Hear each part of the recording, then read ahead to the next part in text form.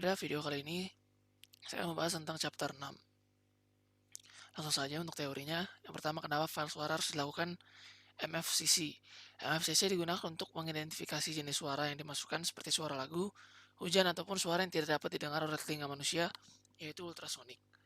Sehingga dibutuhkan penggunaan MFCC untuk memproses data tersebut agar dapat dibaca oleh manusia. Ilustrasi untuk MFCC dapat dilihat pada gambar. Yang kedua, konsep dasar neural network. Neural network sebenarnya mengadopsi dari kemampuan otak manusia yang mampu memberikan stimulasi atau rangsangan, melakukan proses, dan memberikan output.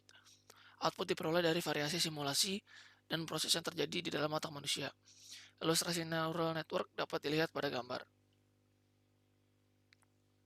Ketiga, konsep pembobotan dalam neural network. Konsep pembobotan dalam neural network digunakan untuk membedakan data satu dengan data lainnya.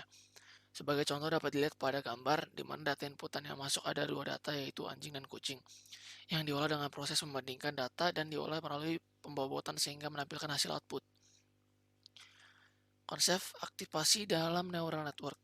Dalam neural network, fungsi aktivasi meliputi inputan dan diproses sehingga menghasilkan output nilai yang diharapkan. Dengan menggunakan persepsi alur, cara penyimpanan informasi pada jaringan syaraf otak, ilustrasi dapat dilihat pada gambar. Cara membaca hasil plot dari MFCC. Ini dia contohnya. Lalu one hot encoding. Penggunaan one hot encoding adalah dengan membaca data yang memiliki nilai 1 sebagai nilai tinggi atau biasa disebut juga sebagai nilai positif dan 0 sebagai nilai rendah yang bermakna juga sebagai nilai negatif. Ilustrasinya seperti ini. Fungsi dari np.unique dan toCategorial dalam kode program, yaitu fungsi dari np.unique adalah untuk membuat data elemen menjadi nilai yang bersifat unik dalam artian array. Ilustrasi dapat dilihat pada gambar. Nah, sedangkan perintah toCategorial adalah untuk membuat data integer yang terdeteksi untuk diubah menjadi data matriks biner. Ilustrasi dapat dilihat pada gambar.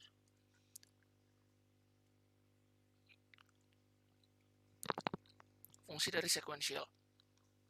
Fungsi dari sequential dari kode program adalah untuk membagi data agar dapat dianalisis oleh sistem lebih mudah. Misalkan dari data 100 dibagi proses menjadi 4, yaitu 25 per proses, seperti yang terdapat pada gambar ini, sehingga hasil dapat didapatkan akan lebih baik lagi.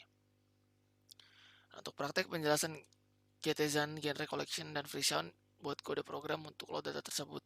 Getezan genre collection merupakan dataset yang berisi lagu yang terdiri dari 10 genre: blues, classical, country, disco, hip hop, jazz, metal, pop, reggae, dan rock. Genre tersebut memiliki data sebesar 100 data suara.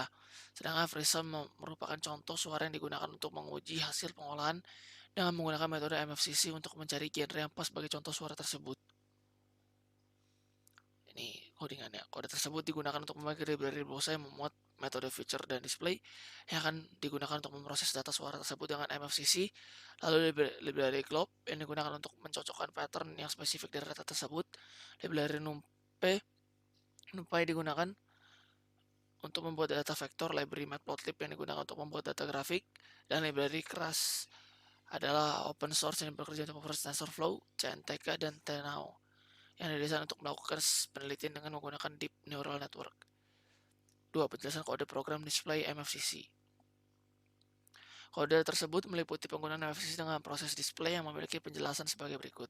Variabelnya berisi library Nibrosa dengan metode load yang dan berisi nilai song sebagai penggunaan kelasnya, dan variabel MFCC yang berisi metode feature.mfcc dan memiliki nilai, dan variabel y penggunaan PLT sebagai pemanggilan matplotlib dengan metode figure yang akan menampilkan data gambar, dan Librosa yang akan menampilkan metode display spec-show dengan data dari variabel MFCC pengaturan aksis X dan Y, lalu mengisikan data dengan nilai color bar title yang berisi data dari kelas song dan title layout serta show yang akan menampilkan hasil run yang dilakukan. Dengan menggunakan kode ini menampilkan hasil dari penggunaan display MFCC. Hasil ada sebagai berikut yang menampilkan data dari file disco 00035.au dapat dilihat pada gambar.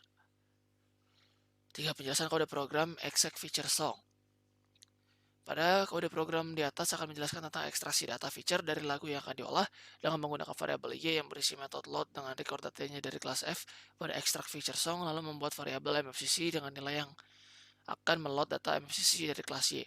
Lalu melakukan normalisasi pada data variabel MFCC dengan penggunaan NPA max dengan nilai NPA absolute MFCC, lalu menggunakan return dengan metode NP and the array flatten mmcc buka kurung siku titik 2 25.000, di mana data yang akan dibaca sebanyak 25.000 data dengan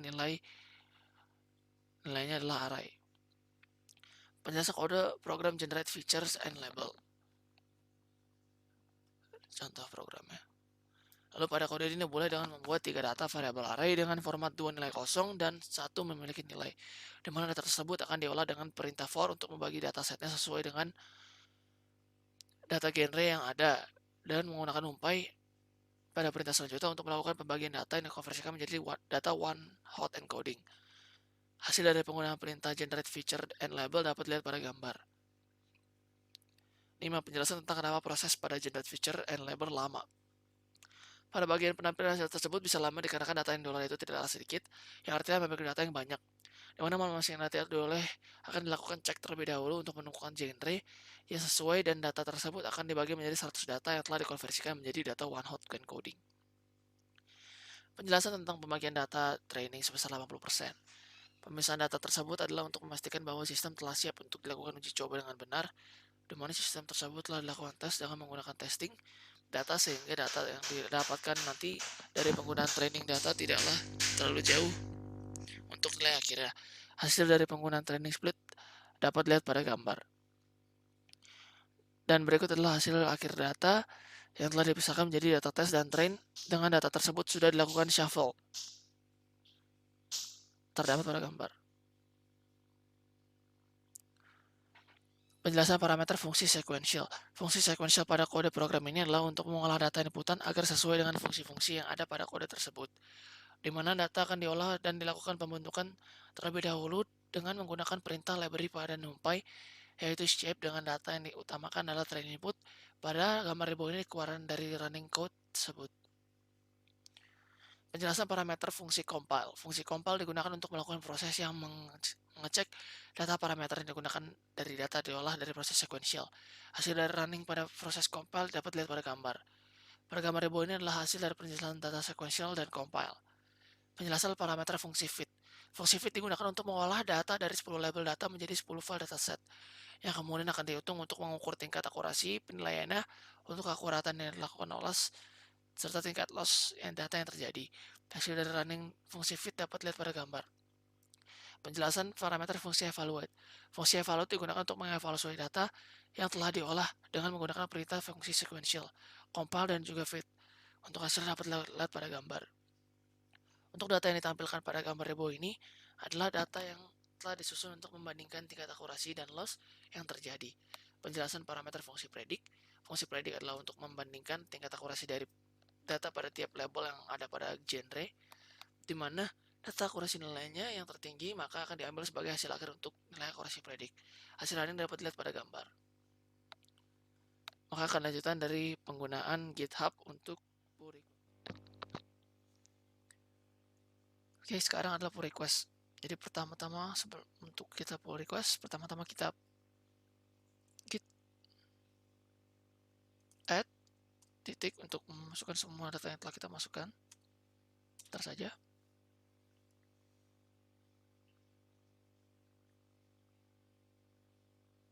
Oke, setelah itu kita git commit.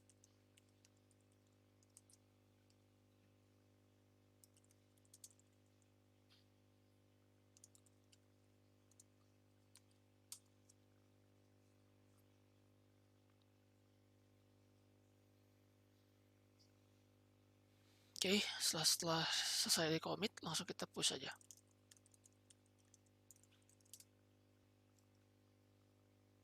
Oke, tunggu sampai proses selesai.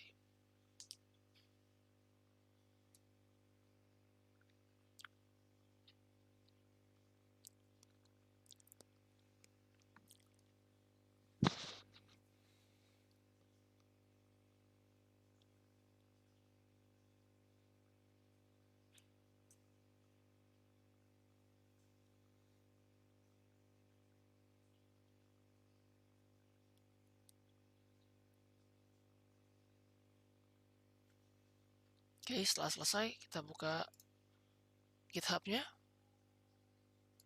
Kita buka repo kita. Nah, sudah ada commit-nya. Langsung saja kita pull request. new pull request. Lalu kita create pull request.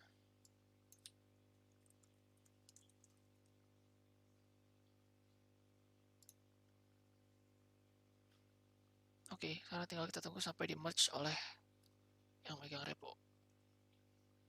Dan sekian saja untuk pertemuan kali ini. Terima kasih dan sampai jumpa.